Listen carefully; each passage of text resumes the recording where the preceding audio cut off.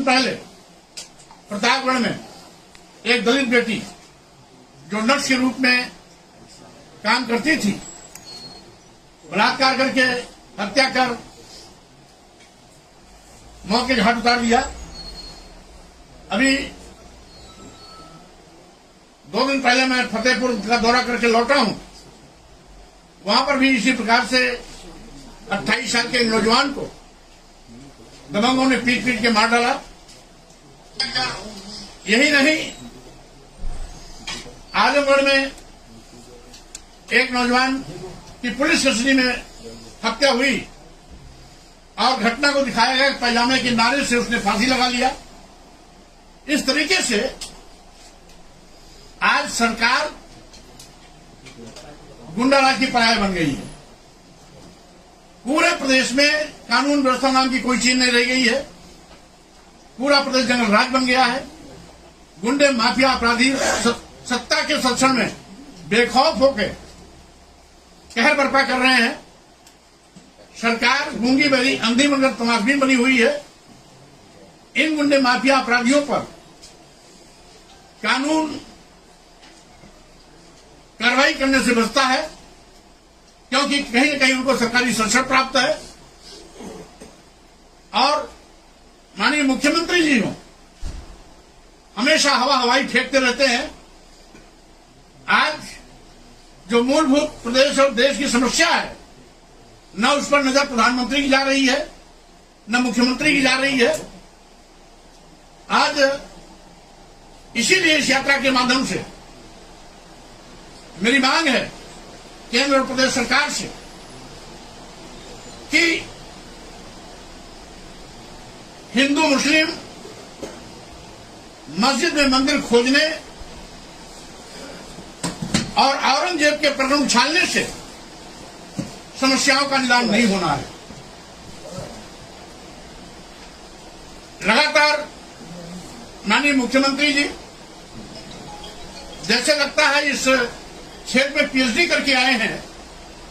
वो जब देखिए सोते उठते जागते बैठते हमेशा हिंदू मुस्लिम मस्जिद मंदिर, कभी बाबर की औलाद, कभी औरंगजेब आदि आदि कह करके देश की जनता की आंख में धूल झोंकने का काम कर रहे हैं। जबकि आवश्यकता है बेरोजगार नौजवानों को रोजगार दिलाने का, महंगाई पर प्रभावी अंकुश लगाने का, किसान समस्या हल करा करके न्यूनतम समर्थन मूल्य घोषणा करने का, छुट्टा जानवरों से फसल को चराने से बचाने का, महंगी शिक्षा को खत्म कर वन नेशन वन एजुकेशन की व्यवस्था लागू करने का, साथ ही साथ एससी एसटी ओबीसी माइनॉरिटीज मुस्लिम समाज पर हो रहे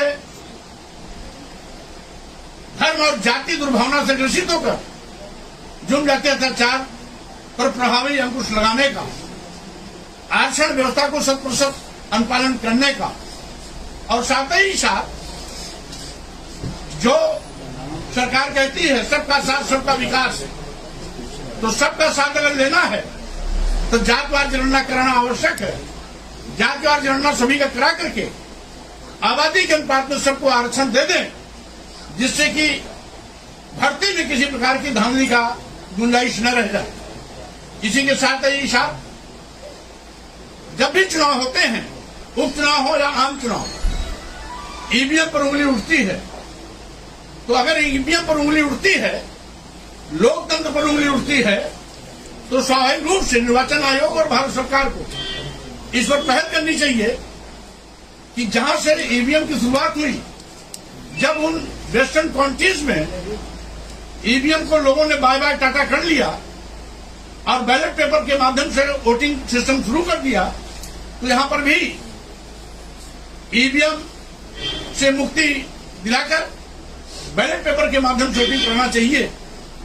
इन सारी मांगों को लेकर के ये यात्रा हमारी प्रदेश में लगातार चल रही है और आज दूसरे तीसरे चरण की कार्यक्रम की जानकारी भी मैं आपके माध्यम से पूरे प्रदेशवासियों को दे रहा हूं। साथ ही साथ हमारी एक मांग और भी है कि आज जो श्रम का शोषण हो रहा है, 8 घंटे खड़ी मेहनत के बावजूद graduate, post graduate, BTech, BBA, MBA तमाम लड़के 8,000, 10,000, 12,000 पर नौकरी करने के लिए मजबूर हैं। उनको सरकारी कर्मी घोषित कर पूर्णकालिक वेतन दिया जाए। साथ ही साथ मानदेय पे काम करने वाले आशा बहुएं, आंगनबाड़ी कार्यकर्ती, सहायिका, शिक्षा मित्र, पंचायत मित्र आदि को सरकारी कर्मी घोषित कर इनको भी गवर्नमेंट एम्प्लॉई की भांति पूर्ण वेतन का भुगतान सूचित किया जाए। इन सभी मांगों को लेकर के अब कल से मेरी दूसरी यात्रा शुरू होने जा रही है और उसी कंटिन्यूएशन में 10 से लेकर के 14 तक कानपुर मंडल और आंशिक आगरा मंडल के जिलों का भी भ्रमण प्रस्तावित है।